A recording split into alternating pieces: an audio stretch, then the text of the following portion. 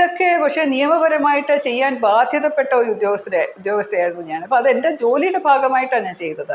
ഞാനിപ്പോൾ ഈ രാഷ്ട്രീയത്തിൽ പ്രവേശിച്ചിരിക്കുന്നത് അത് ഒരു വ്യത്യാസമായിട്ടുള്ള സേവന പാത ഞാൻ തിരഞ്ഞെടുത്തതാണ്. പൊതുജനങ്ങളെ സേവനം ചെയ്യാനുള്ള ഒരു പാത എനിക്ക് വീണ്ടും തുറന്നു കിട്ടുകയാണ്. എനിക്ക് യാതൊരു സാഹചര്യത്തിലും യാതൊരു കാരണവശാലും ജനങ്ങൾക്കും നമ്മുടെ നാടിനും ദോഷകരമാവുന്ന ഒന്നും എന്നിൽ നിന്ന് ഒരു രാഷ്ട്രീയ പ്രവർത്തക എന്നുള്ള നിലയിൽ ചെയ്യില്ല. പക്ഷേ എനിക്കെതിരെ ഒരു കേസ് എന്നിട്ടും എടുത്തു. അത് എന്ത് ലക്ഷ്യത്തിലാണെന്ന് എനിക്കറിയില്ല. ഒരു കള്ളക്കേസാണ്, നിൽക്കാത്ത കേസാണ്.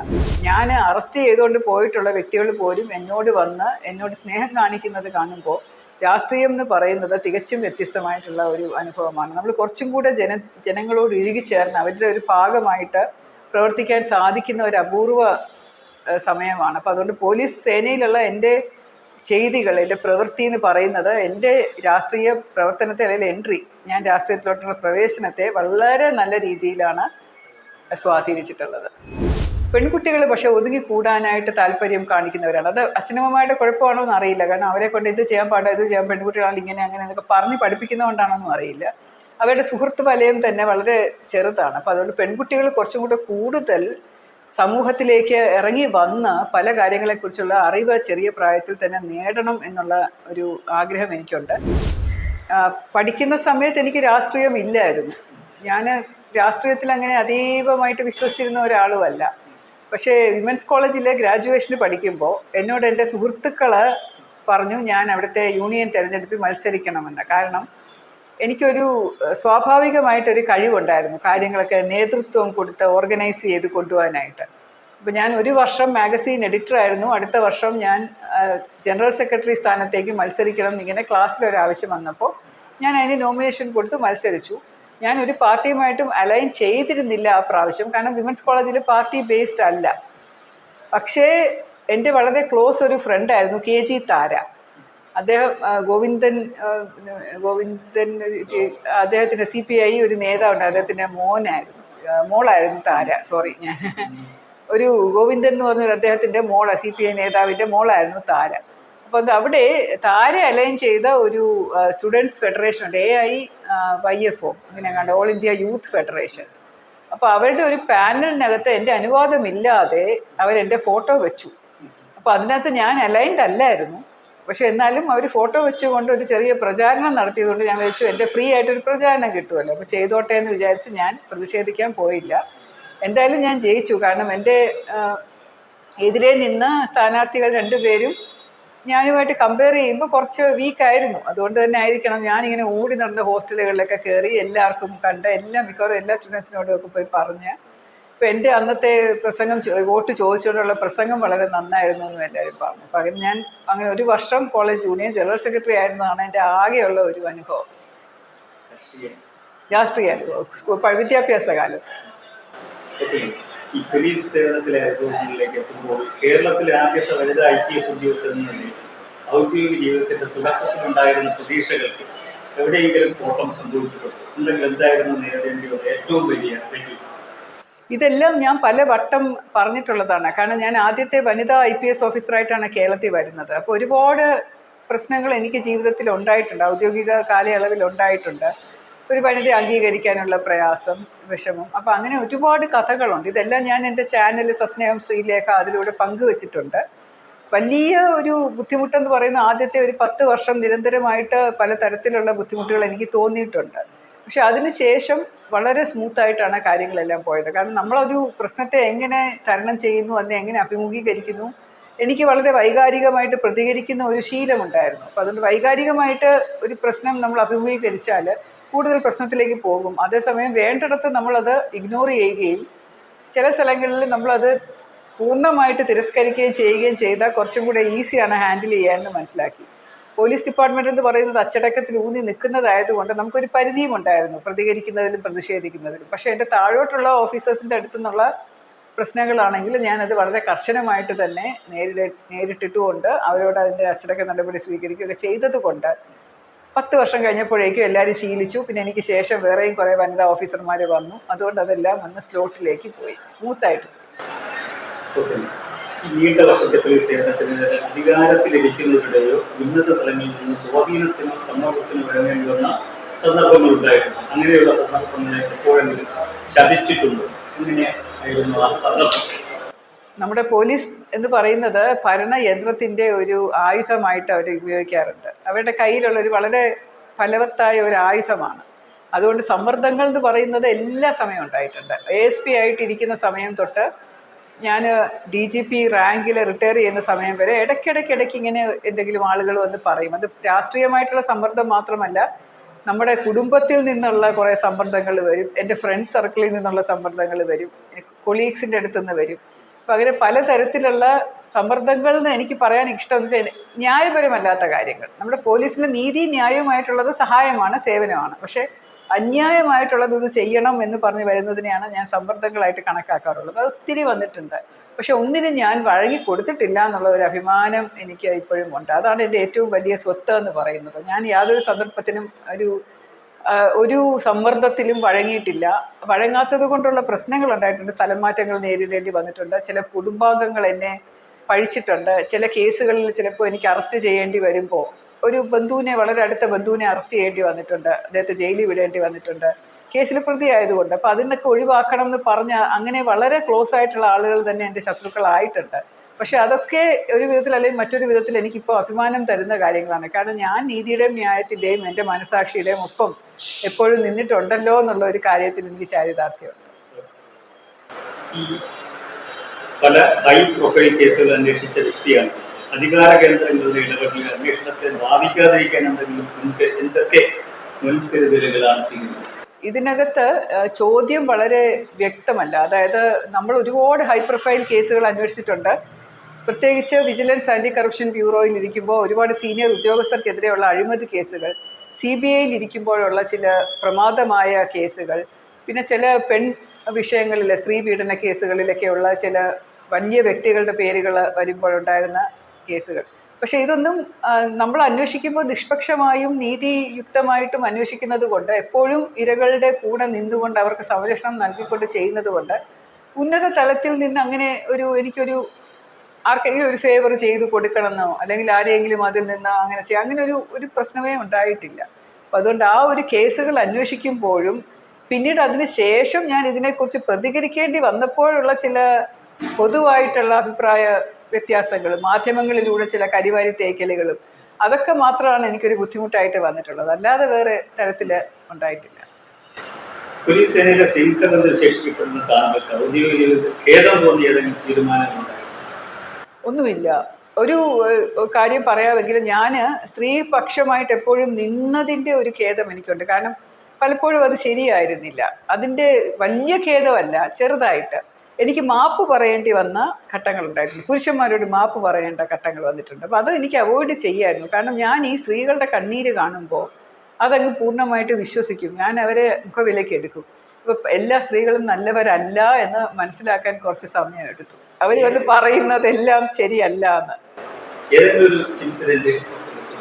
അതെ, അതിനകത്ത് ഞാനിതും ഒരു കഥയായിട്ട് മുമ്പ് പറഞ്ഞിട്ടുണ്ട്. ഇതിനകത്ത് ഞാനൊരു സ്ത്രീ പീഡനം എന്ന് പറഞ്ഞൊരു സ്ത്രീ വന്ന് കരഞ്ഞ് പറഞ്ഞ് അവരുടെ ബുദ്ധിമുട്ടുകൾ, ഇങ്ങനെ ഭർത്താവ് നിരന്തരം വന്ന് ഉപദ്രവിക്കുന്നു, അടിക്കുന്നു, അവരുടെ പൈസ അവരുണ്ടാക്കുന്ന കാശ് എടുത്തുകൊണ്ട് പോകുന്നു, ശരീരത്തിൽ ചില പാടുകളൊക്കെ കാണിച്ചു, എന്നും ആശുപത്രിയിൽ പോവുകയാണ് എന്നൊക്കെ പറഞ്ഞ് കരഞ്ഞപ്പോൾ ഞാൻ അവരുടെ ഭർത്താവിനെ അറസ്റ്റ് ചെയ്തുകൊണ്ട് വന്ന് ജയിലിലാക്കി. പോലീസിനെ കൊണ്ട് 2 അടിയും കൊടുപ്പിച്ചു. താഴോട്ടുള്ള പോലീസിനെ കൊണ്ട് ഭാര്യ ഉപദ്രവിച്ചു. അപ്പോൾ അയാൾ എന്തൊക്കെയോ പറയാൻ ശ്രമിക്കുന്നുണ്ട്, പക്ഷെ ഞാനതൊന്നും കേൾക്കാൻ തയ്യാറായിരുന്നില്ല. പിന്നീടാണ് എനിക്ക് മനസ്സിലാവുന്നത് ഈ സ്ത്രീ വളരെ മോശം സ്വഭാവമാണ്, പല പുരുഷന്മാരുടെയും കൂടെ പോകുന്നുണ്ട്, അവരുടെ ആണ് ഈ വീട്ടിലെ പല പ്രശ്നങ്ങളും ഉണ്ടാക്കുന്നത്. മക്കളൊക്കെ വന്ന് എന്നോട്, അവരുടെ സ്ത്രീയുടെ 2-3 16-17 വയസ്സുള്ള കുട്ടികളുണ്ടായിരുന്നു. അവർ വന്ന് പറഞ്ഞു, അമ്മ പറഞ്ഞത് ശരിയല്ല, അച്ഛൻ പാവമാണ് എന്ന് പറഞ്ഞപ്പോഴുള്ള ഒരു കുറ്റബോധം, പശ്ചാത്താപം, അത് ഒരിക്കലും അത് വലിയൊരു പാഠമായിരുന്നു എനിക്ക്. അതുകൊണ്ട് എപ്പോഴും സ്ത്രീ പക്ഷത്ത് നിന്ന് ചിന്തിക്കുന്ന അപകടമാണെന്ന് തോന്നിയ ഒരു കാര്യമാണ് അത്. കുറ്റബോധം തോന്നി എന്ന് പറയുന്നത് അതിനകത്ത് വേണമെങ്കിൽ പെടുത്താം. രാഷ്ട്രീയ പ്രവേശനത്തിൽ പറയുമ്പോൾ നീണ്ടകാല പോലീസ് സേവനത്തിൽ BJPയിലൂടെ രാഷ്ട്രീയത്തിൽ പ്രവേശിക്കാൻ തീരുമാനിച്ചതിന്റെ പ്രധാന സാഹചര്യം അത് തന്നെ. അതായത് ദീർഘകാലം ഞാൻ പോലീസിൽ ജോലി ചെയ്തിട്ടുള്ളപ്പോൾ കേരളത്തിലെന്ന് പറയുന്നത് ഒരു പ്രത്യേക സാഹചര്യത്തിൽ എപ്പോഴും ഭരണം ഒന്നുകിൽ LDF അല്ലെങ്കിൽ UDF അങ്ങനെ മാറി മാറി ഭരിച്ചുകൊണ്ടിരിക്കുന്ന ഒരു സമ്പ്രദായമാണല്ലോ. അപ്പോൾ 5 വർഷം LDF, 5 വർഷം UDF അങ്ങനെ ഭരിച്ചുകൊണ്ടിരിക്കും. പക്ഷേ വേറൊരു സംവിധാനത്തെക്കുറിച്ച് കേരളീയർക്കും അറിയില്ല, കേരളത്തിലുള്ളവർക്കും അറിയില്ല. അങ്ങനെ പോയപ്പോഴാണ് എനിക്ക് CBIയിൽ വെച്ചിട്ട് വാജ്പേയിയുടെ ഭരണകാലത്ത്, വാജ്പേയി അദ്ദേഹം പ്രധാനമന്ത്രിയായിരുന്നപ്പോൾ CBIയിൽ ഡൽഹിയിൽ എനിക്ക് പ്രൊമോഷൻ കിട്ടി പോവേണ്ടി വന്നത്. ആ ഒരു കാലഘട്ടത്തുള്ള ഒരു അനുഭവം എന്ന് പറയുന്നത് തികച്ചും വ്യത്യസ്തമായിരുന്നു. എങ്ങനെയാണ് വ്യത്യാസമായ രീതിയിൽ ഒരു രാഷ്ട്രീയം പ്രവർത്തിക്കുന്നത് എന്ന് മനസ്സിലായിരുന്നു. അപ്പോൾ ഇങ്ങനെ ഉണ്ടല്ലോ എന്നൊരു ചിന്ത അന്ന് വന്നെങ്കിലും എനിക്ക് അതിനോട് വലിയ ഒരു താല്പര്യം ആ സമയത്ത് തോന്നില്ല. കാരണം നമ്മൾ പോലീസ് ഓഫീസേഴ്സ് നിഷ്പക്ഷമായിട്ട് ജോലി ചെയ്യേണ്ടവരാണല്ലോ. വിരമിച്ച ശേഷം ആ സമയത്ത് അതിന് മുമ്പായിട്ട് തന്നെ മോദിജിയുടെ പ്രഭാവം ഞാൻ നേരിട്ട് കണ്ട ഒരു വ്യക്തിയാണ്. ക്രൈംബ്രാഞ്ചിൽ IG ആയിരുന്നപ്പോൾ ഞങ്ങളുടെ കേരള പോലീസിൻ്റെ ഒരു ടീമുമായിട്ടാണ് ഓൾ ഇന്ത്യ സയൻറ്റിഫിക് കോൺക്ലേവിൽ പങ്കെടുക്കാനായിട്ട് പോയത്. ഗുജറാത്തിൽ വെച്ചിട്ടായിരുന്നു അത്, അഹമ്മദാബാദിൽ. അവിടെ വെച്ച് മോദിജിയുടെ കയ്യിൽ നിന്ന് നമ്മുടെ ടീമിന് വേണ്ടി ഒരു അവാർഡ് വാങ്ങാൻ സാധിച്ചതും അദ്ദേഹത്തിൻ്റെ പ്രസംഗം കേൾക്കാൻ സാധിച്ചതും ഒരു വഴിത്തിരിവായിരുന്നു. അന്ന് അദ്ദേഹം ഗുജറാത്ത് മുഖ്യമന്ത്രിയായിരുന്നു. അതിനുശേഷമാണ് അദ്ദേഹം പ്രധാനമന്ത്രിയായിട്ട് വരുന്നതും ഭാരതത്തിനെ 4ാമത്തെ ഏറ്റവും മികച്ച രാജ്യമായിട്ട് ലോകരാജ്യങ്ങളുടെ ഇടയിൽ ഉയർത്തിക്കൊണ്ടുവരുന്നതും. വളരെ മോശമായിട്ടിരുന്ന ഭാരതത്തിനെ ഇത്രയും വലിയ മുമ്പോട്ട് കൊണ്ടുപോയ ഒരു വ്യക്തിയുടെ ആ ഒരു വലിയ നന്മ എന്ന് പറയുന്നത് ആർക്കും കാണാതിരിക്കാൻ പറ്റില്ല. അപ്പം അതിലാണ് ഞാൻ ആകർഷയായതും അദ്ദേഹത്തോടുള്ള ഒരു സ്നേഹം മൂത്ത്, ഒരു ആരാധന മൂത്തിട്ടാണ് ഒരു രാഷ്ട്രീയ പാർട്ടിയിൽ പ്രവർത്തിക്കുന്നുണ്ടെങ്കിൽ BJP തന്നെ എന്നുള്ളൊരു തീരുമാനമെടുത്തതും പിന്നീട് അവർ വന്ന് ചോദിച്ചപ്പോൾ അതിൽ ചേർന്നത്. പോലീസ് ഉദ്യോഗസ്ഥയായിരുന്നപ്പോൾ തന്നെ പലപ്പോൾ രാഷ്ട്രീയത്തിനെതിരെ നടപടിയെടുത്തിട്ടുണ്ട്. അപ്പോൾ അതേ രാഷ്ട്രീയ വേദിയിൽ പ്രവർത്തിക്കുമ്പോൾ ഇങ്ങനെ ചെയ്യേണ്ടിയിരുന്നില്ല എന്നോ അതിൽ വൈരുദ്ധ്യമോ തോന്നില്ല? ഇല്ല, ഒട്ടുമില്ല. കാരണം ഞാൻ അങ്ങനെ രാഷ്ട്രീയക്കാർക്കെതിരെ നടപടി എടുത്തത് നീതിയുക്തമായിട്ട് തന്നെയായിരുന്നു. ഒരു എടുക്കേണ്ട സാഹചര്യം ഉണ്ടായിരുന്നത് കൊണ്ട് തന്നെയായിരുന്നു. അതായത് രാഷ്ട്രീയക്കാർക്കെതിരെ ലാത്തി ചാർജ് നടത്തിയിട്ടുണ്ട്. ഒരു പോലീസ് ഓഫീസർ എന്നുള്ള നിലയിൽ ബഹളം ഉണ്ടാക്കുമ്പോൾ ലാത്തി ചാർജ് ചെയ്യേണ്ടി വന്നിട്ടുണ്ട്. അങ്ങനെ 2-3 പേരുടെ അടിക്കേണ്ടി വന്നിട്ടുണ്ട്. പിന്നെ അതുപോലെ കേസ് എടുത്തിട്ടുണ്ട്. അപ്പോൾ അതുപോലെ അഴിമതി കേസുകൾ കരുണാകരനെതിരെ ഞാൻ തന്നെയാണ് ചോദ്യം ചെയ്യേണ്ടതിൽ മറ്റേ ലെനിൻ രാജേന്ദ്രൻ്റെ കേസ് ഉണ്ടായിരുന്നപ്പോൾ. ഇതൊക്കെ പക്ഷേ നിയമപരമായിട്ട് ചെയ്യാൻ ബാധ്യതപ്പെട്ട ഒരു ഉദ്യോഗസ്ഥയായിരുന്നു ഞാൻ. അപ്പോൾ അതെൻ്റെ ജോലിയുടെ ഭാഗമായിട്ടാണ് ഞാൻ ചെയ്തത്. ഞാനിപ്പോൾ ഈ രാഷ്ട്രീയത്തിൽ പ്രവേശിച്ചിരിക്കുന്നത് അത് ഒരു വ്യത്യാസമായിട്ടുള്ള സേവന പാത ഞാൻ തിരഞ്ഞെടുത്തതാണ്. പൊതുജനങ്ങളെ സേവനം ചെയ്യാനുള്ള ഒരു പാത എനിക്ക് വീണ്ടും തുറന്നു കിട്ടുകയാണ്. അപ്പം അതിനകത്ത് ഞാൻ ഇതുപോലെയുള്ള തെറ്റുകൾ ചെയ്യുമെന്ന് എനിക്ക് പൂർണ്ണ വിശ്വാസത്തോട് ചെയ്യില്ല എന്നുള്ളത്. എനിക്ക് യാതൊരു സാഹചര്യത്തിലും യാതൊരു കാരണവശാലും ജനങ്ങൾക്കും നമ്മുടെ നാടിനോ ദോഷകരമാവുന്ന ഒന്നും എന്നിൽ നിന്ന് ഒരു രാഷ്ട്രീയ പ്രവർത്തക എന്നുള്ള നിലയിൽ ചെയ്യില്ല. പക്ഷേ എനിക്കെതിരെ ഒരു കേസ് എന്നിട്ടും എടുത്തു. അത് എന്ത് ലക്ഷ്യത്തിലാണെന്ന് എനിക്കറിയില്ല. ഒരു കള്ളക്കേസാണ്, നിൽക്കാത്ത കേസാണ്.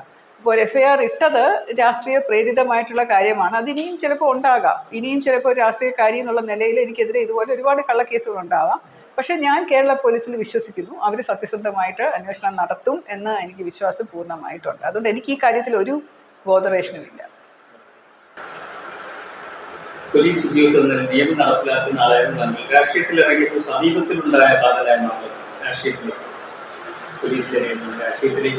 പോലീസ് സേന കാര്യമായിട്ട് മാറിയിട്ടില്ല. അത് മാറണം എന്നുണ്ടെങ്കിൽ BJP ഇവിടെ ഭരിക്കണം. ഇത് മാത്രമേ ഞാൻ പറയുള്ളൂ. കാരണം മറ്റ് 2 ഭരണത്തിൻ്റെ സമയത്തും പോലീസ് എങ്ങനെയാണോ പോയിട്ടുള്ളത് അതുപോലെ ഇനിയും പോകാൻ പറ്റുള്ളൂ. ആര് വന്നാലും പോലീസിന് യാതൊരു മാറ്റവും ഇനി ഉണ്ടാകാൻ പോകുന്നില്ല. ഞാനിരുന്ന അതേ പോലീസിൻ്റെ രീതിയിൽ തന്നെ ഞാൻ ജോലി ചെയ്തപ്പോൾ ഉണ്ടായ അതേ സാഹചര്യങ്ങൾ തന്നെ നിലവിൽ പോകും. പക്ഷേ ഒരു ഭരണമാറ്റം വന്നു കഴിഞ്ഞാൽ, BJP അധികാരത്തിൽ വന്നു കഴിഞ്ഞാൽ വലിയ മാറ്റം പോലീസ് ഡിപ്പാർട്ട്മെൻറ്റിൽ ഉണ്ടാകും, യാതൊരു സംശയമില്ല. കൗൺസിൽ എന്ന നിലയിൽ ജനങ്ങളിലേക്ക് ഇറങ്ങി പ്രവർത്തിക്കുന്നു. പോലീസ് ഉദ്യോഗസ്ഥരായിരുന്നപ്പോഴുള്ള പ്രതിച്ഛായ ജനങ്ങളുമായുള്ള ആശയവിനിമയത്തെ ബാധിക്കാറില്ല? ഇല്ല, ഒട്ടുമില്ല. അത് ഗുണം ചെയ്തിട്ടേ ഉള്ളൂ. ഒരു പോലീസ് ഓഫീസറായിട്ടിരുന്ന ഞാൻ ചെയ്ത സേവനങ്ങൾ വളരെയധികം ആൾക്കാരെ ഓർമ്മിക്കുന്നുണ്ടായിരുന്നു. പലരും ഞാൻ വോട്ട് അഭ്യർത്ഥിച്ച് പോകുമ്പോഴും കൗൺസിലറായിട്ട് വന്നു കഴിഞ്ഞപ്പോഴും എന്നോട് പറഞ്ഞിട്ടുണ്ട്, മാഡം ഞങ്ങൾ ഇന്ന സമയത്ത് അങ്ങ് വന്നപ്പോൾ ഈ ഒരു സേവനം എനിക്ക് ചെയ്തു തന്ന ഓർമ്മയുണ്ടോ? എൻ്റെ അച്ഛനും അമ്മയും മരിക്കുന്നത് വരെ മാഡത്തിനെ കുറിച്ച് പറയുമായിരുന്നു. അതിൻ്റെ സ്നേഹം ഞങ്ങൾക്ക് എപ്പോഴും ഉണ്ട്. ഞങ്ങൾക്ക് നേരത്തെ പറയാൻ പറ്റില്ല, ഇപ്പോഴെങ്കിലും പറയാൻ പറ്റുന്നുണ്ടല്ലോ എന്ന്. അപ്പോൾ അതുപോലെയുള്ള അനവധി കാര്യങ്ങൾ ഞാൻ അറസ്റ്റ് ചെയ്തുകൊണ്ട് പോയിട്ടുള്ള വ്യക്തികൾ പോലും എന്നോട് സ്നേഹം കാണിക്കുന്നത് കാണുമ്പോൾ രാഷ്ട്രീയം എന്ന് പറയുന്നത് തികച്ചും വ്യത്യസ്തമായിട്ടുള്ള ഒരു അനുഭവമാണ്. നമ്മൾ കുറച്ചും കൂടെ ജനങ്ങളോട് ഇഴുകിച്ചേർന്ന് അവരുടെ ഒരു ഭാഗമായിട്ട് പ്രവർത്തിക്കാൻ സാധിക്കുന്ന ഒരു അപൂർവ സമയമാണ്. അപ്പോൾ അതുകൊണ്ട് പോലീസ് സേനയിലുള്ള എൻ്റെ ചെയ്തികൾ, എൻ്റെ പ്രവൃത്തി എന്ന് പറയുന്നത് എൻ്റെ രാഷ്ട്രീയ പ്രവർത്തനത്തെ അല്ലെങ്കിൽ എൻട്രി, ഞാൻ രാഷ്ട്രീയത്തിലോട്ടുള്ള പ്രവേശനത്തെ വളരെ നല്ല രീതിയിലാണ് സ്വാധീനിച്ചിട്ടുള്ളത്. രാഷ്ട്രീയത്തിലെത്തിയപ്പോൾ നേരിട്ട് ഏറ്റവും വലിയ വിമർശനം എന്താണ്? അതിനെങ്ങനെയാണ്? ഏറ്റവും ആളുകൾ വിമർശിച്ചിരുന്നത് ഒരു പോലീസ് ഉദ്യോഗസ്ഥയുടെ തലക്കനം, ഒരു അകൽച്ച ഇവർക്കുണ്ട്. ഇപ്പം ഇവർ പോലീസല്ലായിരുന്നു, DGP റാങ്കിൽ വിരമിച്ചതല്ലേ. അപ്പോൾ ആ സൗകര്യങ്ങളും ഒരുപാട് പോലീസ് ആളുകളുടെ അകമ്പടിയോടുകൂടി വലിയ കാറുകളിൽ, കൊടിവെച്ച കാറിലൊക്കെ പോയിരുന്ന വ്യക്തിക്ക് എങ്ങനെയാണ് ഒരു ജനങ്ങളിലേക്ക് ഇറങ്ങിച്ചെന്ന് ചെയ്യാൻ പറ്റുന്നത് എന്നുള്ളത്, അതാണ് ഏറ്റവും വലിയ വിമർശനം ഞാൻ കേൾക്കേണ്ടി വന്നത്. പക്ഷെ അത് എൻ്റെ ഈ കൗൺസിലർ സ്ഥാനാർത്ഥിയായിട്ട് മത്സരിച്ച സമയത്തെ എൻ്റെ പ്രവൃത്തി കൊണ്ടും അതിനുശേഷം കഴിഞ്ഞ 2 മാസം കൊണ്ടും അത് ഏറെക്കുറെ മാറിയിട്ടുണ്ട്. ഇപ്പോഴും അത് പറയുന്നവർ എനിക്കെതിരെ ഒരു ആയുധമാക്കാൻ വേണ്ടി മാത്രം പറയുന്നവരാണ് എന്നാണ് എൻ്റെ വിശ്വാസം. അല്ലാതെ ജനങ്ങൾക്ക് ഇത് ഞാൻ ആരാണെന്നുള്ളതും എന്താണെന്നുള്ളതും അവർക്ക് മനസ്സിലായി. പൊതുവായ അനുഭവങ്ങൾ കാഴ്ചപ്പാടുകളിലേക്ക് എത്തുമ്പോൾ പോലീസ് സേനയും രാഷ്ട്രീയ പ്രവർത്തനം 2 ധ്രുവങ്ങളിൽ നിൽക്കുന്നവരാണെന്ന് പൊതുവെ പറയാറുണ്ട്. ഈ 2 മേഖലയിൽ തമ്മിലുള്ള പ്രകടമായ വ്യത്യാസത്തെ എങ്ങനെ വിലയിരുത്തും? ഒരുപാട് വ്യത്യാസമുണ്ട്. ഞാൻ പറഞ്ഞല്ലോ, പോലീസ് മേഖല എന്ന് പറയുമ്പോൾ നമുക്ക് നിയമം കൈകാര്യം ചെയ്യുന്ന ഒരു ഉദ്യോഗസ്ഥ എന്നുള്ള നിലയിൽ 2 ഭാഗങ്ങളുണ്ട്. ഒരു വാദിയും ഒരു പ്രതിയുമുണ്ട്. നമ്മൾ ഒരാളുടെ വശത്തെ നിൽക്കാൻ പറ്റുള്ളൂ. അപ്പോൾ അതുകൊണ്ട് മറ്റേ ആൾക്കാർ എപ്പോഴും പോലീസിനെതിരായിട്ട് വരികയും നമ്മൾ ഒരുപാട് കാര്യങ്ങൾ അങ്ങനെ ചെയ്യേണ്ടി വരുന്നു. ക്രിമിനൽസിനെ പിടിക്കുക, ചിലപ്പോൾ ചില അക്രമാസക്തമായ ജനക്കൂട്ടത്തിന് നേരെ നമ്മൾ ഫോഴ്സ് ഉപയോഗിക്കുക. അപ്പോൾ അതുപോലെയുള്ള ഒരു യൂണിഫോം തന്നെ ഒരു അകൽച്ച ജനങ്ങളുമായിട്ടുണ്ട്. സേവനം എന്ന് തന്നെയാണ് അതിനെ പറയുന്നത്, ഒരു സിവിൽ സേവനമാണ്. സിവിൽ സർവീസ് എന്ന് പറയുമ്പോൾ ഒരു പൊതുജന സേവനം തന്നെയാണെങ്കിൽ പോലും ജനങ്ങൾ ഒരു അകൽച്ച പാലിച്ചേ നിൽക്കുകയുള്ളൂ. കാരണം ഒരു ഭയം ഉണ്ടാകും. അത് രാഷ്ട്രീയത്തിൽ വരുമ്പോഴേക്കും അങ്ങനെ ഒരു ഭയമില്ല. അപ്പം അതുകൊണ്ട് എൻ്റെ കാഴ്ചപ്പാടിൽ ഇത് മനുഷ്യൻ എന്ന് പറയുന്നത് വളരെയധികം പ്രധാനപ്പെട്ട ഒരു കാര്യമാണ്. നമ്മുടെ സമൂഹത്തിൽ ഏറ്റവും പ്രധാനപ്പെട്ടതാണ് മാനുഷിക വിഭവം എന്ന് പറയുന്നത്. അപ്പോൾ അവർക്ക് വേണ്ടിയിട്ടുള്ള ഒരു സേവനം ചെയ്യുക, അവരുടെ കൂടെ നിന്നുകൊണ്ട് ഒരു ഉന്നമനം നടത്തുക എന്ന് പറയുന്നത് പോലീസ് ഡിപ്പാർട്ട്മെൻറ്റിൽ നിന്ന് നമ്മൾ എന്ത് സേവനം ചെയ്താലും ഈ ഒരു സേവനത്തിന് തുല്യമാകില്ല. അപ്പോൾ അതുകൊണ്ട് അതിനൊരു വലിയൊരു വ്യത്യാസം ഇത് തമ്മിലുണ്ട്. പോലീസ് ജീവിതത്തിൽ അച്ചടക്കമാണോ രാഷ്ട്രീയത്തിലെ വഴക്കമാണോ ഏറ്റവും കൂടുതൽ അനുയോജ്യമായി തോന്നുന്നത്? 2ഉം വ്യത്യാസമാണ്. നമ്മളൊരു പോലീസ് ഡിപ്പാർട്ട്മെൻറ്റിൽ പോകുമ്പോൾ ഒരു അച്ചടക്കം വേണം. ഞാൻ ഒരു 3 പൊതുമേഖലാ സ്ഥാപനങ്ങളിൽ MD ആയിട്ട് ജോലി ചെയ്തിട്ടുണ്ട്. അവിടെ ഞാനൊരു കോർപ്പറേറ്റ് പേഴ്സൺ ആയിരുന്നു. ഇപ്പോൾ രാഷ്ട്രീയത്തിൽ ഇറങ്ങി വരുമ്പോൾ ഞാൻ ജനങ്ങളിൽ ഒരാളാണ്. അപ്പോൾ നമ്മൾ ഏത് മേഖലയാണോ നമ്മൾ ജോലി ചെയ്യുന്നത് അതിൻ്റെ ഏറ്റവും പരമാവധി നന്മയ്ക്ക് വേണ്ടിയിട്ട് ചെയ്യുക എന്നുള്ളതാണ് ഏറ്റവും നല്ലത്. അപ്പം നമ്മളൊരു ഇപ്പോൾ എന്നോട് ചോദിക്കുകയാണ്, ഒരു ശ്രീലേഖ IPS എന്നുള്ള നിലയിലാണോ, ശ്രീലേഖ ഒരു ഭാര്യ എന്നുള്ള നിലയിലാണോ, ശ്രീലേഖ ഒരു അമ്മ എന്നുള്ള നിലയിലാണോ എനിക്കിഷ്ടം എന്ന് ചോദിച്ചു കഴിഞ്ഞാൽ 3 വ്യത്യാസമാണ്. ഞാനൊരു മകളാണ്, ഒരു അമ്മയാണ്, ഒരു ഭാര്യയാണ്, ഒരു IPS ഓഫീസറാണ്, ഒരു പൊതുസേവികയാണ്. അപ്പോൾ അതുകൊണ്ട് എല്ലാം വ്യത്യാസമാണ്. പക്ഷേ ഈ വഴക്കം എന്നൊക്കെ പറയുന്നതോ അച്ചടക്കം എന്ന് പറയുന്നതോ അതെല്ലാം ജോലിയുമായിട്ട് ബന്ധപ്പെട്ട് കിടക്കുന്ന കാര്യങ്ങളാണ്. ഒരു മനുഷ്യരിലെല്ലാം ഉണ്ട്. അതനുസരിച്ച് നമ്മുടെ അച്ചടക്കം വേണ്ടിടത്ത് അച്ചടക്കമാകാം, വഴക്കം വേണ്ടിടത്ത് വഴക്കമാകാം. ജോലി അനുസരിച്ചാണ് നമ്മളത് ചെയ്യേണ്ടത്. ഇന്നത്തെ കാലഘട്ടത്തിൽ സ്ത്രീ സുരക്ഷയെ കുറിച്ചുള്ള താങ്കളുടെ വിലയിരുത്തൽ ഒരു പോലീസ് ഓഫീസറുടെയും രാഷ്ട്രീയ പ്രവർത്തകരുടെ കണ്ണിലൂടെ എങ്ങനെയാണ്? പൊതുവേ ഉള്ള സ്ത്രീ സുരക്ഷ വളരെ വളരെ പ്രധാനപ്പെട്ട കാര്യമാണ്. കാരണം കേരളത്തിലെന്നല്ല ഒരിടത്തും സ്ത്രീകൾക്ക് പൂർണ്ണമായ സുരക്ഷ ഇതുവരെ ഉറപ്പാക്കാനോ കൊണ്ടുവരാനോ സാധിച്ചിട്ടില്ല. അത് നമ്മുടെ സമൂഹത്തിൻ്റെയും നമ്മുടെ കാഴ്ചപ്പാടിൻ്റെയും അല്ലെങ്കിൽ പുരുഷ മേധാവിത്വത്തിൻ്റെയും സ്ത്രീകളുടെ തന്നെ സമീപനത്തിൻ്റെയും ഒക്കെ കുഴപ്പം കൊണ്ടാണ്. അപ്പോൾ അതിന് സമഗ്രമായ ഒരു മാറ്റമില്ലാതെ സ്ത്രീ സുരക്ഷ പൂർണ്ണമായിട്ട് നടപ്പിലാക്കാൻ സാധിക്കില്ല. ഒരു സർവാഭരണ വിഭൂഷിതയായിട്ടുള്ള ഒരു സ്ത്രീ സൂര്യൻ അസ്തമിച്ച ശേഷം ഒറ്റയ്ക്ക് നിരത്തുകളിലൂടെ സമാധാനത്തോടു കൂടിയും ധൈര്യത്തോടു കൂടിയും സഞ്ചരിക്കാൻ സാധിക്കുന്ന ഒരവസ്ഥ എന്ന് വരുന്നോ അന്ന് മാത്രമേ പൂർണ്ണമായി സ്ത്രീ സ്വതന്ത്രയായി എന്ന് പറയാൻ സാധിക്കുകയുള്ളൂ നമുക്ക്. ആ ഒരവസ്ഥ വരണം എന്നുണ്ടെങ്കിൽ സമൂഹം ആകെ മാറണം, നമ്മുടെ സിസ്റ്റം ആകെ മാറണം, നമ്മുടെ പോലീസ് സേനയും സ്ത്രീകളുടെ ധൈര്യവും അതെല്ലാം ഒരുപാട് കാര്യങ്ങൾ അതിനകത്ത് ചെയ്യാനായിട്ടുണ്ട്. അപ്പം അതുകൊണ്ട് അതിന് ഒരു മാറ്റം എന്ന് പറയുന്നത് ഞാൻ വളരെ ശുഭപ്രതീക്ഷയുള്ള ഒരു വ്യക്തി ആയതുകൊണ്ട് വരും. കാരണം ഒരുപാട് മാറ്റങ്ങൾ വന്നിട്ടുണ്ട്. സ്ത്രീകൾ ഒരുപാട് വിദ്യാസമ്പന്നരായിട്ടുണ്ട്. അവർ എക്കണോമിക്കലി സാമ്പത്തികമായിട്ട് 2 കാലിൽ നിൽക്കാൻ ഇപ്പോൾ ശീലിച്ചിട്ടുണ്ട്. അതുപോലെ പല കാര്യങ്ങളിലും അവർ സ്വയം തന്നെ രക്ഷ ഏറ്റെടുത്ത് പ്രവർത്തിക്കുന്ന ആൾക്കാരുമാണ്. മറ്റുള്ളവരുടെ സഹായമില്ലാതെ എനിക്ക് സ്വന്തം കാര്യം നോക്കാൻ അറിയാമെന്ന് പറഞ്ഞ് ചെയ്യുന്നവരാണ്. പക്ഷേ എന്നാലും സമൂഹത്തിനൊരു വലിയ ബാധ്യത ഇതിനകത്തുണ്ട്. അപ്പോൾ അതിൽ ഒറ്റക്കെട്ടായിട്ട് എല്ലാവരും കൂടെ ചേർന്ന് നിന്നാൽ മാത്രമേ അത് പ്രാവർത്തികമാകാൻ പറ്റൂ. വരും കാലങ്ങളിൽ കേരളത്തിലെ ക്രമസമാധാന നിലയിൽ രാഷ്ട്രീയ അന്തരീക്ഷത്തിൽ എന്തൊക്കെ മാറ്റങ്ങളാണ് പ്രത്യേകിച്ച് ആഗ്രഹിക്കുന്നത്? ക്രമസമാധാനം എന്ന് പറയുന്നത് നമ്മൾ വിദേശ രാജ്യങ്ങളിൽ കാണുന്നത് പോലെ എന്തെങ്കിലും പ്രശ്നം ഉണ്ടായി ചെന്നാൽ അവിടെ ചെന്ന് പോലീസ് ഇടപെടേണ്ട കാര്യമില്ല. ഇതെല്ലാം ക്യാമറകളിൽ പകർത്തി വെച്ച് കഴിഞ്ഞാൽ ഭാവിയിൽ എന്നല്ല, ഉടനെ തന്നെ അതിനെതിരെ ഒരു കേസ് എടുത്തു കഴിഞ്ഞാൽ, ഇപ്പോൾ ഒരു പ്രശ്നത്തിൽ ഒരു വഴക്കുണ്ടാകുന്നു, അല്ലെങ്കിൽ ഒരു ട്രെയിനിനകത്ത് ഒരു പ്രശ്നം ഉണ്ടാകുന്നു, മദ്യപിച്ച ആളുകൾ ബഹളം കൂട്ടുന്നു, മയക്കുമരുന്ന് ഉപയോഗിക്കുന്നു, ഇതെല്ലാം ക്യാമറ നിരീക്ഷണത്തിലാണെങ്കിൽ അത് നമ്മൾ ഉടനെ തന്നെ പോലീസ് അവിടെ ചെന്ന് അതിൽ ഇടപെട്ട ഒരു പ്രശ്നം വഷളാക്കേണ്ട കാര്യമില്ല. അത് നമ്മൾ പിടിച്ചിട്ടുണ്ടല്ലോ, ക്യാമറ നിരീക്ഷണം പിടിച്ചിട്ടുള്ളത് കൊണ്ട് നമുക്ക് ആരാണ് പ്രതി, ആരാണ് കുറ്റം ചെയ്തിട്ടുള്ളത്, ആർക്കെതിരെയാണ് നടപടി എടുക്കേണ്ടത് എല്ലാം അറിയാൻ പറ്റും. നമ്മൾ എടുത്താൽ മതി. എത്ര വലിയ പ്രശ്നമുണ്ടെങ്കിൽ മാത്രം പോലീസിൻ്റെ പ്രസൻസ് അവിടെ ഉണ്ടായാൽ മതി. അതുപോലെയുള്ള ഒരു സംവിധാനം, അതായത് നിങ്ങൾ സുരക്ഷാ വലയത്തിനുള്ളിലാണ് എന്ന് പൊതുജനങ്ങളെ ധരിപ്പിക്കുന്ന ഒരു സംവിധാനം വന്നു കഴിഞ്ഞാൽ നിരത്തിലും പൊതുസ്ഥലങ്ങളിലും ബസ്സിലും യാത്ര ചെയ്യുന്ന സ്ഥലങ്ങളിലും വീട്ടിലും സ്വന്തം കുടുംബത്തിലും നിങ്ങൾ പോലീസിൻ്റെ അല്ലെങ്കിൽ ഞങ്ങളുടെ സർക്കാരിൻ്റെ സംരക്ഷണയിലാണ്, സുരക്ഷിതത്വത്തിലാണ് എന്ന് പറഞ്ഞ ഉള്ളൊരു നമുക്ക് ഈ ഇൻ്റലിജൻസും അല്ലെങ്കിൽ ഇത് ആർട്ടിഫിഷ്യൽ ഇൻ്റലിജൻസും ക്യാമറയും ഒക്കെ ഉപയോഗിച്ചുകൊണ്ട് തന്നെ നമുക്കത് നിർവഹിക്കാൻ കഴിഞ്ഞു കഴിഞ്ഞാൽ പിന്നെ അത് വലിയൊരു മാറ്റമായിരിക്കും ക്രമസമാധാന പാലനത്തിലുണ്ടാകുക. അപ്പം അങ്ങനെയുള്ളൊരു ക്രമസമാധാന മാറ്റം, എല്ലാവരും സമാധാനവും സന്തോഷത്തോടു കൂടിയും ജീവിക്കുന്ന ഒരു ക്രമസമാധാനം പോലീസ് ഡിപ്പാർട്ട്മെൻറ്റ് കൊണ്ടുവരണം എന്നാണ് ഞാൻ ആഗ്രഹിക്കുന്നത്. രാഷ്ട്രീയത്തിലേക്ക് എത്തുമ്പോൾ അംഗത്തിനായി വട്ടിയൂർക്കാവ് മണ്ഡലത്തിലേക്ക് ഇറങ്ങുമ്പോൾ ശക്തരായ രണ്ട് സ്ഥാനാർത്ഥികളാണ് ആവശ്യപ്പെടുന്നത്. മത്സരത്തെ എങ്ങനെ നോക്കിക്കാണും? വിജയ പ്രതീക്ഷ എത്ര ശതമാനമാണ് പ്രതീക്ഷിക്കുന്നത്? വളരെ ശക്തരായിട്ടുള്ള രണ്ട് സ്ഥാനാർത്ഥികളാണ് എനിക്ക് എതിരായിട്ട് മത്സരിക്കുന്നതെന്ന് എനിക്ക് നല്ല ബോധ്യമുണ്ട്. കാരണം അവർക്ക് രാഷ്ട്രീയ പാരമ്പര്യമുണ്ട്, രാഷ്ട്രീയ അനുഭവജ്ഞാനമുണ്ട്. എനിക്കിത് രണ്ടും തുലവും കുറവാണ്. എനിക്കൊരു രാഷ്ട്രീയ പാരമ്പര്യമില്ല.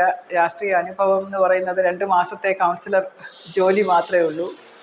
1 വർഷത്തോളമേ ആയിട്ടുള്ളൂ. 1 വർഷം കഴിഞ്ഞിട്ടേ ഉള്ളൂ ഞാൻ ഭാരതീയ ജനതാ പാർട്ടിയിലെ അംഗത്വം എടുത്തിട്ട്. പക്ഷേ എൻ്റെ പിൻബലം എന്ന് പറയുന്നത് 33.5 വർഷത്തെ പോലീസ് സേവനമാണ്. വിവിധ തുറകളിൽ ഇരുന്നു കൊണ്ട്, വിവിധ സ്ഥലങ്ങളിൽ ഇരുന്നു കൊണ്ട്, കേരളത്തിലാകമാനം, ഡൽഹിയിൽ ഇരുന്നു കൊണ്ട്, രാജ്യത്താകമാനം ഞാൻ നടത്തിയ എൻ്റെ സേവനം, എനിക്ക് ലഭിച്ചിട്ടുള്ള രാഷ്ട്രപതിയുടെ 2 പോലീസ് മെഡലുകൾ, എനിക്ക് ലഭിച്ചിട്ടുള്ള നിരവധി പ്രോത്സാഹനങ്ങൾ, എൻ്റെ ഈ അനുഭവം, ഞാൻ ഈ ജനസേവനത്തിന് പോലീസ് ഡിപ്പാർട്ട്മെൻറ്റിൽ ഇരുന്നുകൊണ്ട് ഉപയോഗിച്ചിട്ടുള്ള അനുഭവം എനിക്ക് വലിയൊരു പിന്തുണയായിട്ട് നിൽക്കുന്നതിന് ഉറപ്പുണ്ട്. നമ്മുടെ സ്ത്രീകൾക്കും കുട്ടികൾക്കും വേണ്ടി വിശിഷ്യ, അതായത് ഒരു സ്ത്രീക്ക് ഒരു പ്രശ്നം വന്നാൽ അല്ലെങ്കിൽ ഒരു കുട്ടികൾക്കൊരു പ്രശ്നം വന്നാൽ ആ പ്രശ്നത്തിൽ എനിക്ക് കാര്യക്ഷമമായി ഇടപെട്ടുകൊണ്ട് പ്രശ്നം ഉണ്ടാക്കുന്നവൻ്റെ കൈ പിടിച്ച് തടഞ്ഞു നിർത്താനുള്ള കരുത്ത് അത് എനിക്കുണ്ടെന്നുള്ളൊരു വിശ്വാസം എനിക്കുണ്ട്. അപ്പോൾ ആ ഒരു പിൻബലമാണ് എനിക്ക് തുണയായിട്ട് വരുന്നത് എന്ന് ഞാൻ പ്രതീക്ഷിക്കുന്നു. ഈ ഇലക്ഷൻ വരുമ്പോൾ എനിക്ക് നല്ല ശുഭാപ്തി വിശ്വാസം തരുന്നതും അതാണ്. അതായത് ഞാൻ ചെയ്തിട്ടുള്ള ഇക്കാലം അത്രയുമുള്ള ഒരു പ്രയത്നം, പ്രവൃത്തി, സമൂഹ നന്മയ്ക്കായിട്ട് ഞാൻ ചെയ്തിട്ടുള്ള നിരവധി കാര്യങ്ങൾ അതെൻ്റെ പിന്തുണയ്ക്ക് എത്തും എന്നൊരു പ്രതീക്ഷ എനിക്കുണ്ട്. രാഷ്ട്രീയത്തിലേക്ക് കടന്നു വരുന്ന സ്ത്രീകളോട് പറയാനുള്ളത്? കടന്നു വരൂ, വെൽക്കം. വേണം. നമുക്ക് ഇപ്പോൾ ത്രിതല പഞ്ചായത്തിൽ മാത്രമാണ് നമുക്ക് 50% റിസർവേഷൻ ഉണ്ടെന്ന് പറയാൻ പറ്റുന്നത്. അത് എല്ലായിടത്തും വരണം. നമ്മുടെ നിയമസഭാ തിരഞ്ഞെടുപ്പിലും 50% സ്ത്രീകളെ നിർത്തണം രാഷ്ട്രീയ പാർട്ടികൾ. അതുപോലെ ലോക്സഭയിലും 50% വേണം. സ്ത്രീകളുടെ പ്രാതിനിധ്യം കൂടുന്നതനുസരിച്ച് അത് മാറ്റാമല്ലോ. പക്ഷേ എന്തായാലും സ്ത്രീകൾക്കൊരു പ്രാധാന്യം രാഷ്ട്രീയ പാർട്ടികൾ കൊടുക്കണം, നമ്മുടെ രാജ്യം കൊടുക്കണം. നമ്മുടെ പ്രധാനമന്ത്രി മോദിജി വളരെയധികം സ്ത്രീ ശാക്തീകരണത്തിന് വേണ്ടി നിൽക്കുന്ന ആളാണ്, നാരി ശക്തി എന്ന് പറഞ്ഞത്. അപ്പോൾ അതിൻ്റെ ആ പാതയിൽ പിന്തുടർന്ന് എല്ലാവരും സഞ്ചരിക്കണം എന്ന് തന്നെയാണ് എൻ്റെ ആഗ്രഹം. കേരള രാഷ്ട്രീയത്തിൽ BJPക്ക് റോൾ ഉണ്ടാകുമെന്ന പ്രതീക്ഷയുണ്ട്. മോദിയുടെ നേതൃത്വം പോലുള്ള ഒരു നേതൃത്വം ഇവിടെ പ്രതീക്ഷിക്കുന്നുണ്ടെങ്കിൽ ആരാണ്? തീർച്ചയായിട്ടും 100% ഉറപ്പാണ് എനിക്ക് കേരളത്തിൽ BJP ഭരിക്കും, ഇന്നല്ലെങ്കിൽ നാളെ. ആ ഒരു മാറ്റം നാടിനാവശ്യമാണ്, ജനങ്ങൾക്ക് ആവശ്യമാണ്, പുരോഗതിക്കും വികസനത്തിനും ആവശ്യമാണ്. ഇവിടെ നമ്മുടെ നേതാക്കന്മാരെന്ന് പറഞ്ഞാൽ എടുത്തു പറയാവുന്ന ഒരാളെ എനിക്ക് പറയാൻ പറ്റില്ലെങ്കിലും ഒരുപാട് പേരുണ്ട്. ആർക്ക് വേണമെങ്കിലും ആ നേതൃസ്ഥാനം മോദിജിയെ പോലെ ഏറ്റെടുക്കാൻ സാധിക്കും. ഒരുപാട് പേരുണ്ട്. നമ്മുടെ രാജീവ് ചന്ദ്രശേഖർജിയുണ്ട്, സുരേഷ് ഗോപിയുണ്ട്, K. സുരേന്ദ്രൻ, V. മുരളീധരൻ തുടങ്ങിയ അനവധി, ശോഭാ സുരേന്ദ്രൻ, ഇതുപോലെയുള്ള ഒരുപാട് നേതൃസ്ഥാനങ്ങളിൽ ഇരിക്കുന്ന, പാർട്ടിക്ക് വേണ്ടി നല്ല രീതിയിൽ പ്രവർത്തിക്കുന്ന ഒരുപാട് പേരുണ്ട്. അതിൽ ആർക്കെങ്കിലും തീർച്ചയായിട്ടും ഇതുപോലെ ഉയർന്നു വരാൻ സാധിക്കും. കേരളത്തിന്റെ രാഷ്ട്രീയ ഭാവിയെക്കുറിച്ചുള്ള കാഴ്ചപ്പാട് അത് എത്ര ശോഭനമാണ്? വളരെ വലിയ ശോഭനമാണ്. കേരളത്തിന് വളർച്ച ഉണ്ടാകുന്നത് രാഷ്ട്രീയത്തിലൂടെ മാത്രമേ പറ്റുള്ളൂ. കാരണം 70 വർഷമായിട്ട് നമ്മൾ കാണുന്ന കേരളം എന്ന് പറയുന്നത് പോരാ. മറ്റ് പല സംസ്ഥാനങ്ങളുമായിട്ട് താരതമ്യം ചെയ്യുമ്പോൾ ഭാരതത്തിൻ്റെ വൻ കുതിപ്പ് നോക്കുമ്പോൾ കേരളത്തിൽ ഒന്നുമേ പ്രതിഫലിക്കുന്നില്ല. വലിയ കടക്കടിയിൽ മുങ്ങിക്കിടക്കുകയാണ്. 5 ലക്ഷം കോടി രൂപയുടെ കടത്തിലാണ് കേരളം ഇപ്പോൾ മുന്നോട്ട് പോകുന്നത്. എല്ലാ കാര്യത്തിലും ഒരു മുരടിപ്പാണ്. അപ്പോൾ അത് മാറണം എന്നുണ്ടെങ്കിൽ ഒരു രാഷ്ട്രീയമായിട്ടുള്ള മാറ്റം അനിവാര്യമാണ്. അത് മാത്രമാണ് കേരളത്തിൻ്റെ ഭാവി. രാഷ്ട്രീയത്തിലേക്ക് ഇറങ്ങിയ തെറ്റായ തീരുമാനം നിന്ന് എപ്പോഴെങ്കിലും പോകും? ഇല്ല, തോന്നുകയില്ല. ഇതൊരു വലിയൊരു അവസരമാണ് ദൈവം എനിക്ക് കൊണ്ട് തന്ന. ഒട്ടും പ്രതീക്ഷിക്കാതെ ഇരുന്ന എനിക്ക് ദൈവം എൻ്റെ മുന്നിൽ തുറന്ന് കാണിച്ച ഒരു വലിയ ഒരു അവസരമാണിത്. ഒരിക്കലും ഞാൻ റിഗ്രറ്റ് ചെയ്യില്ല. പോലീസ് ഉദ്യോഗസ്ഥയെ രാഷ്ട്രീയ പ്രവർത്തകയും പ്രവർത്തിച്ച് വരാനിരിക്കുന്ന തലമുറയിലെ പെൺകുട്ടികൾക്ക് നൽകാനുള്ള ഉപദേശം? പെൺകുട്ടികൾ കുറച്ചും കൂടെ നമ്മുടെ ചുറ്റുപാടും നടക്കുന്ന കാര്യത്തെക്കുറിച്ച് അവെയർ ആകണം.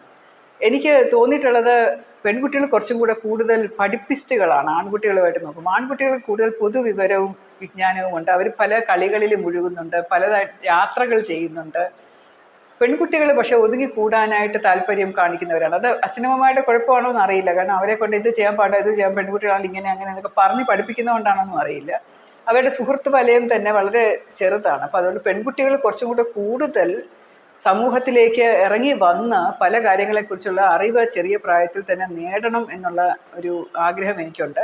പ്രത്യേകിച്ചും നമ്മുടെ ഇപ്പോൾ ഇൻ്റർനെറ്റ് വഴി അല്ലെങ്കിൽ സോഷ്യൽ മീഡിയ, വെബ്, അതൊക്കെ ഒരു തരത്തിൽ മോശം ആണെങ്കിലും മറു തലത്തിൽ കൂടെ നോക്കിക്കഴിഞ്ഞാൽ അതിന് വലിയ സാധ്യതകളുണ്ട്. കാരണം എന്ത് വിവരം വേണമെങ്കിലും നമ്മുടെ കൈവെള്ളയിൽ ഇപ്പോൾ കിട്ടും. അപ്പോൾ അതുകൊണ്ട് അത് കൂടുതൽ കാര്യക്ഷമമായി ഉപയോഗിച്ചുകൊണ്ട് അവരുടെ പെൺകുട്ടികളുടെ ഭംഗി മാത്രമല്ല പ്രധാനം. ഒരുപാട് ഭംഗിയുള്ള ഒരുപാട് പേരുണ്ട്. പക്ഷെ അതിനേക്കാൾ ഉപരിയായിട്ട് അവരുടെ ഉള്ളിലുള്ള ഒരു ഊർജവും അവരുടെ ഉള്ളിലുള്ള ഒരു ശക്തി, അത് അവർക്ക് ചെയ്യാൻ പറ്റുന്ന കാര്യങ്ങൾ, അവർ നേടിയെടുക്കേണ്ട കാര്യങ്ങൾ, അതിൽ ബോധവതികളാകുക, അവരുടെ അവകാശങ്ങളെ പറ്റി അറിവ് നേടുക.